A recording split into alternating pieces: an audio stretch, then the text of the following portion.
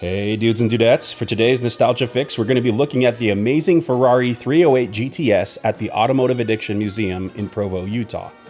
What person from the 1980s doesn't remember Magnum P.I? And what person doesn't remember his iconic Ferrari? As a child, I remember hearing this radical theme from downstairs when I was getting ready for bed.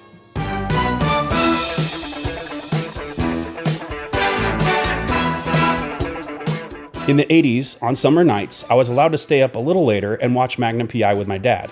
While I didn't understand the plot details very well, I would always look forward to seeing Tom Selleck drive his bright red Ferrari along the Hawaiian coastline. There were two variations of the 308 Quattrovavole, the GTB and the GTS. The GTS seen here is the most memorable one with its removable Targa top, and that came in a couple of variations as well. You can tell because on the TV show, on the box art, and even at Universal Studios, the cars had subtle variations in styling.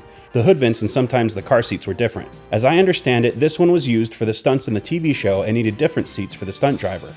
The rear four taillights are so iconic and make Ferraris from this decade instantly recognizable from behind.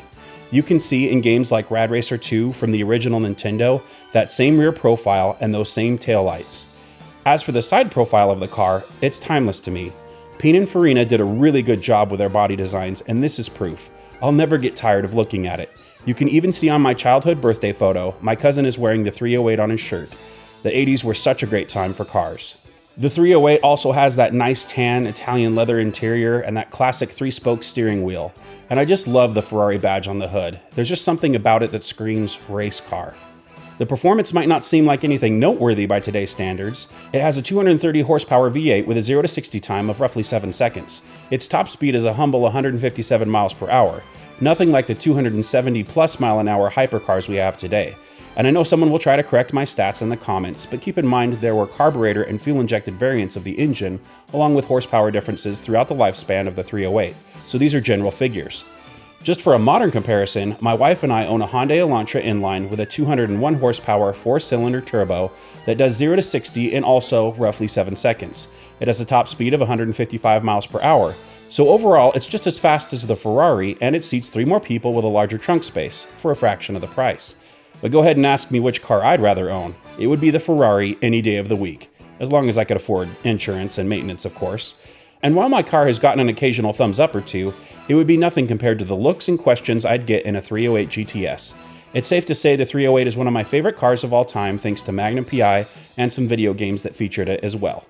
That love for Ferraris carried over later in my life when I lived a 40th birthday dream of driving a Ferrari. In this case, it was a much faster 2020 Ferrari 488 Pista with a 0 to 60 time of 2.7 seconds and a top speed of 212 miles per hour.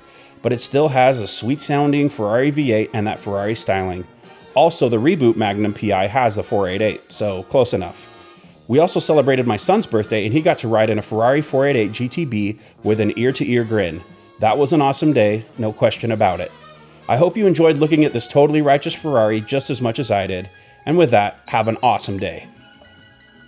That was some seriously good nostalgia. But remember, friends, it's also important to make new memories with your loved ones. Do, do, do, do.